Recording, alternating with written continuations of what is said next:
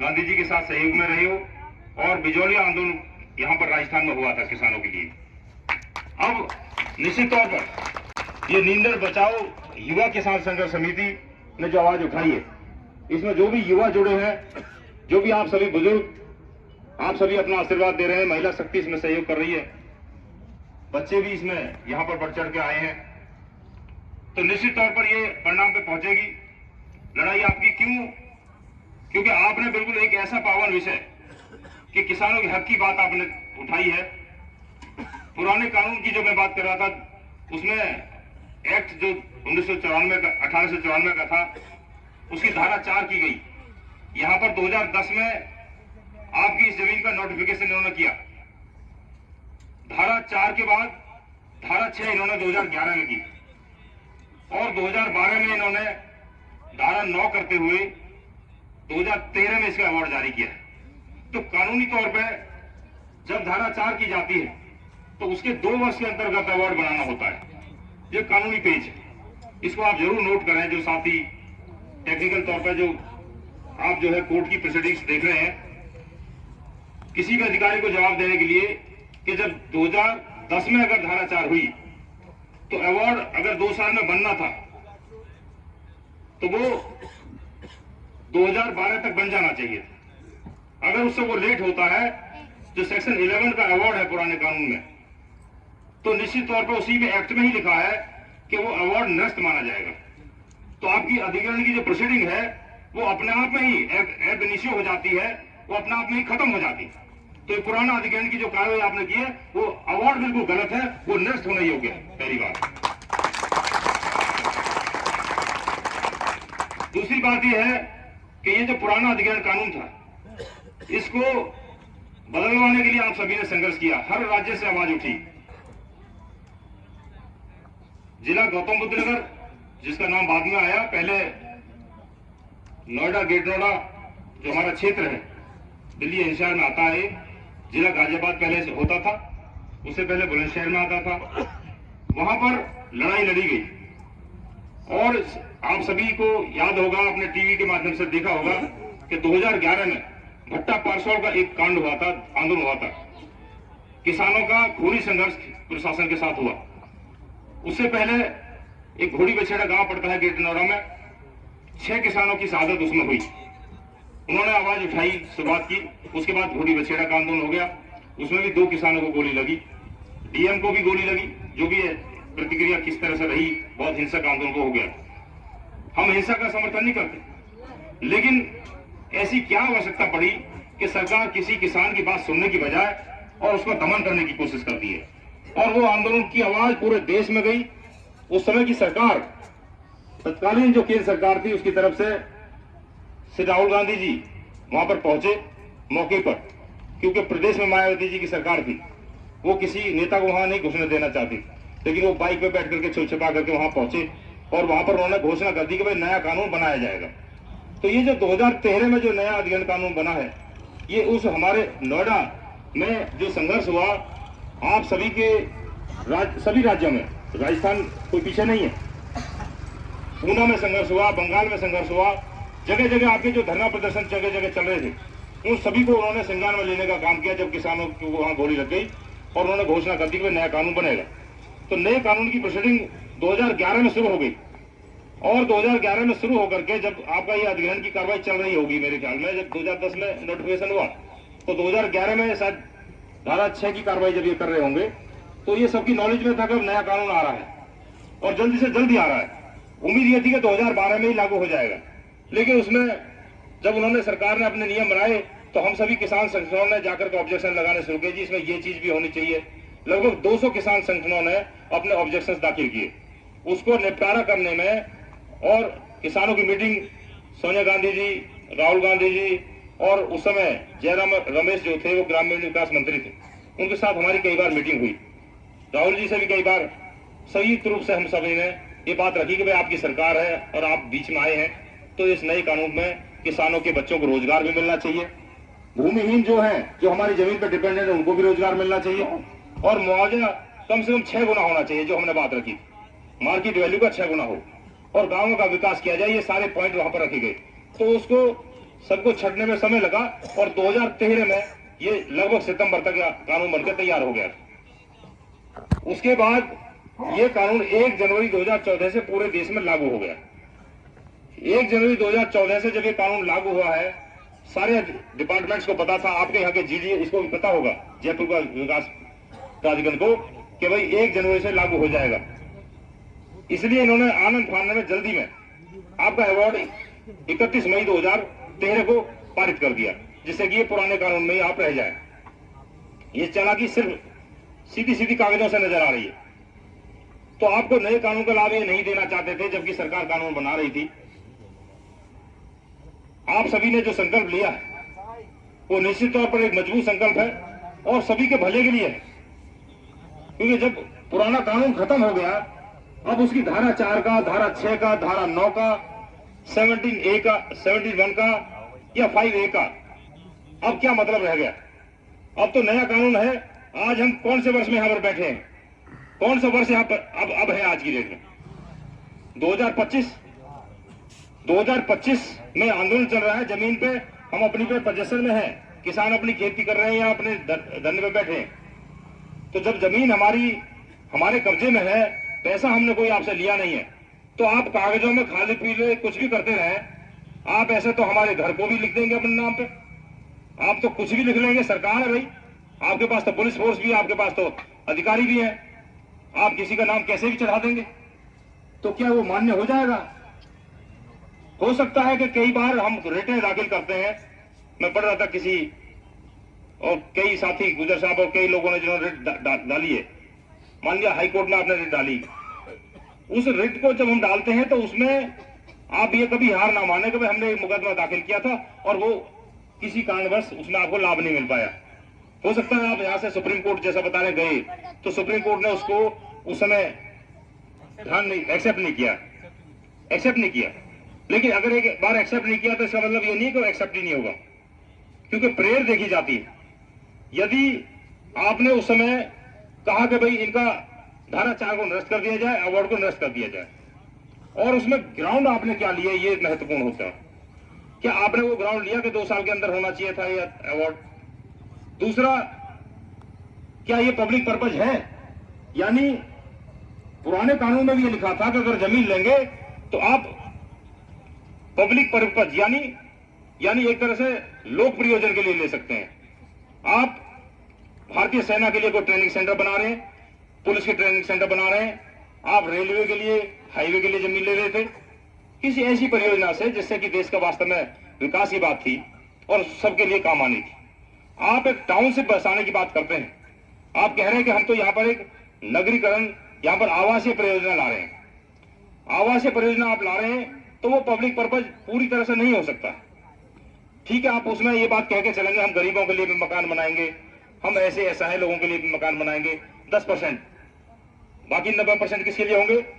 जब वो उनकी बिक्री होगी तो किस रेट में होगी, उसका कितना पैसा जीडीए लेगा, तो क्या ये पब्लिक पर्पज हुआ? आपने हमारी जमीन 1000 रुपए मीटर से लेके 1200 रुपए मीटर के अंतर्गत तय करी है। 1200 भी पूरा नहीं है। जो आपका 4 बीघे का रेट 1 करोड़ 19 लाख समथिंग का जो हेक्टेयर का जो रेट है, यानी 4 बीघे का रेट आप 1 करोड़ 19 लाख के आसपास तय कर रहे हैं, 20 लाख भी पूरा नहीं है। अगर उसको हम मीटर में करते हैं तो मीटर में वो 1200 रुपए मीटर भी पूरा नहीं है।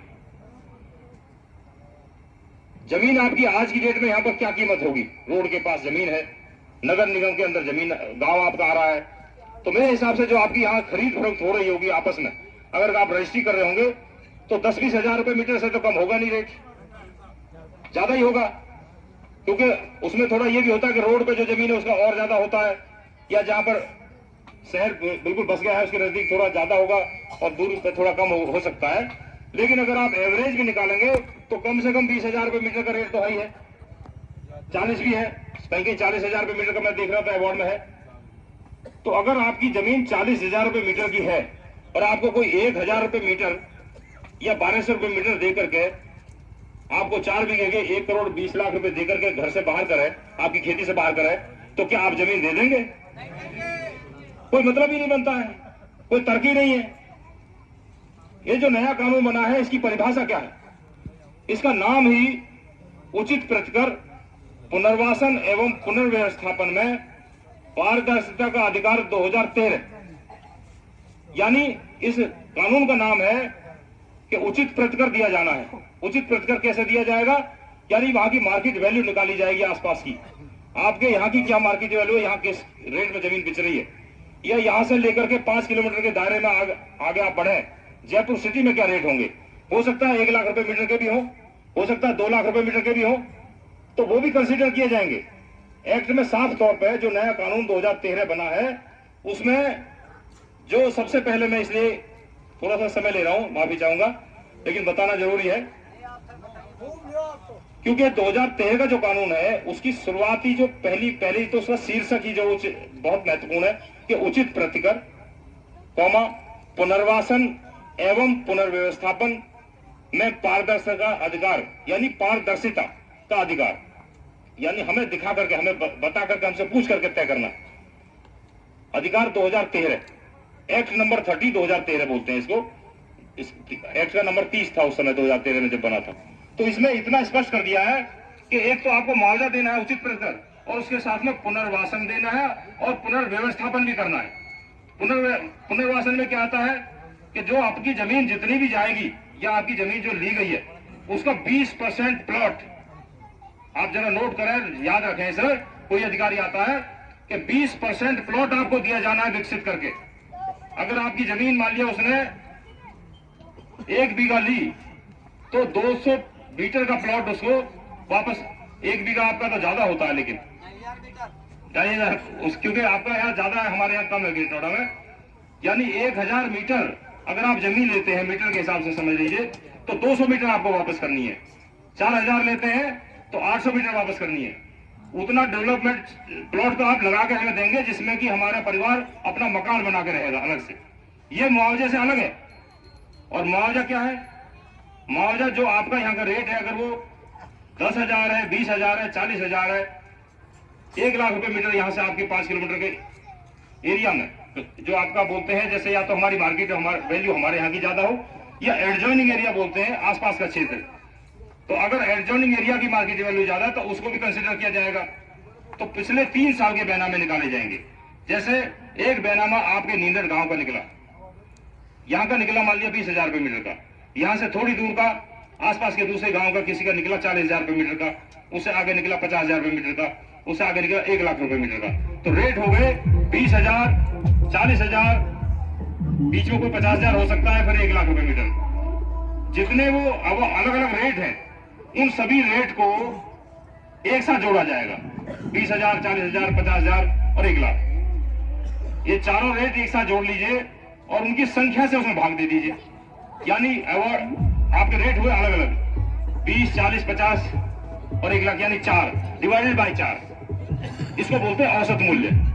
यानी आपकी औसत बाजार दर तय होगी, वो इस तरह से तय होगी। ये नहीं है कि सिर्फ आपके गांव के हिसाब से ही बात चलेगी। अब वो रेट आपका बढ़ के चला जाएगा 50,000 रुपए मीटर पे, 1 लाख से तो नीचे आएगा, मैक्सिमम से नीचे आएगा और मिनिमम से ऊपर हो जाएगा, लगभग मध्य में चला जाएगा। तो लगभग आपकी 50,000 रुपए मीटर की जमीन तो कम से कम हो ही गई। अब 50,000 रुपए मीटर की जो आपकी मार्केट वैल्यू है, ग्रामीण क्षेत्र में उसका 4 गुना दिया जाता है रेट और शहरी क्षेत्र में उसका 2 गुना दिया जाता है। तो क्योंकि आप नगर निगम में हैं तो इसलिए हो सकता है कि ये आपको 2 गुना दें। तो अगर 2 गुना भी देंगे तो 50,000 का 2 गुना कितना हो गया जी? 1 लाख रुपए मीटर की जमीन हो गई आपकी। ये रेट आपका अवार्ड में कानून में बिल्कुल बनता है। 1 लाख रुपए मीटर का तो आपको रेट मिले और 20% का आपको प्लॉट मिले। ये तो आपका बिल्कुल क्लियर है नए कानून के हिसाब से। इसके बाद फिर उसमें R&R में ही, जैसे मान लिया मैंने बताया था कि उचित प्रतिकर में तो आपका 1 लाख रुपए रेट हो गया। उसके बाद जो पुनर्वास है, पुनर्वास के अंतर्गत आपका 20% का प्लॉट है और उसमें रोजगार है। रोजगार बहुत ही महत्वपूर्ण चीज होती है भाई। जयपुर का जो विकास प्राधिकरण है, कितना बड़ा प्राधिकरण है, इसमें कितने कर्मचारी काम करते हैं, उनकी तनख्वाह कितनी होगी? मैं समझता हूँ 50,000 रुपए महीने की से कम की तनख्वाह वाला कोई कर्मचारी होगा नहीं जयपुर GDA के अंदर।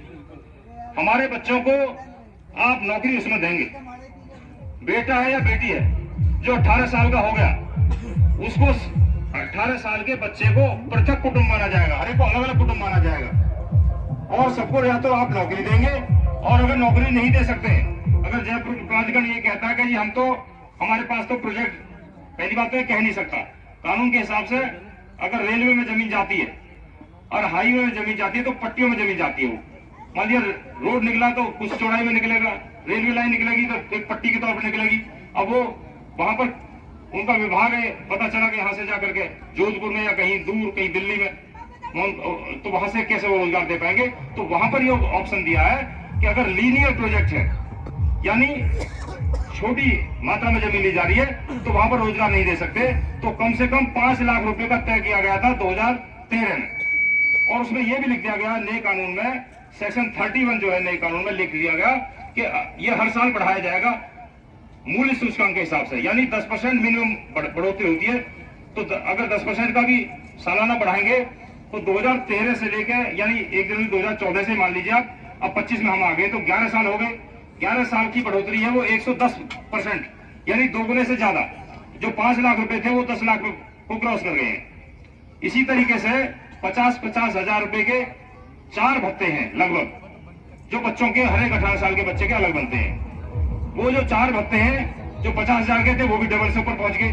तो यानी 1-1 लाख के आप लगाइए 4 भत्ते वो हो गए, प्लस में है वो, क्योंकि 10% सबका एक्स्ट्रा चला, लगभग 15 लाख एक बच्चे के बने।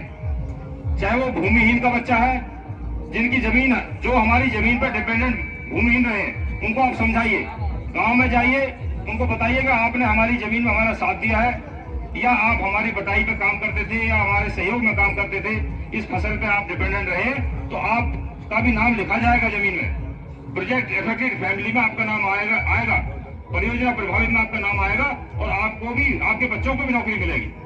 अगर आपके मकान नहीं है, कोई भूमिहीन ऐसा है तो मकान, उसको मकान भी दिया जाएगा। किसी भूमिहीन कोई एक आदमी रह रहा है, उसके घर में कई बच्चे, शादी भी हो गई, फिर भी कई फैमिली है कि उसमें रह रही है बिल्डिंग में, उनको अलग मकान भी दिया जाने की व्यवस्था है। ये कानून बहुत ही पारदर्शी है, और बड़े संघर्ष के बाद किसानों ने अपनी शहादत दी वहां नोएडा में, उस शहादत के बाद ये डिक्लेयर हुआ। 18 कॉलोनियां भी है जिसमें कि मकान बन के लोग रह रहे हैं।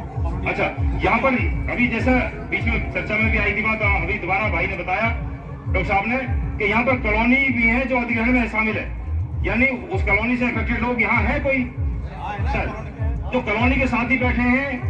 आप ये समझ लीजिए कि आपको तो मकान के बदले में मकान मिलना ही मिलना है, पहली बात, और मकान की जो कीमत है 1 लाख रुपए मीटर की वो भी मिलेगी, और जो आपका स्ट्रक्चर है, जो आपका बना हुआ है, जो बिल्डिंग बनी हुई है, उसका पैसा भी आपको दुगने के हिसाब से मिलेगा। जितना लगा हुआ है, आज की असेसमेंट होगा मार्केट वैल्यू का, और उसका दुगना जोड़ करके ये तो मिलेगा आपको पैसा, कि भाई इतना। अगर उसमें कैसे लगता है मैं बताऊंगा आपको, क्योंकि हमारा अधिग्रहण हुआ है वहां पर नोएडा में। जैसे छत है आपकी, तो छत की नाप की जाएगी, कितने मीटर बैठ रही है, लगभग कितने वर्ग फीट है वो, तो जो कम से कम 30,000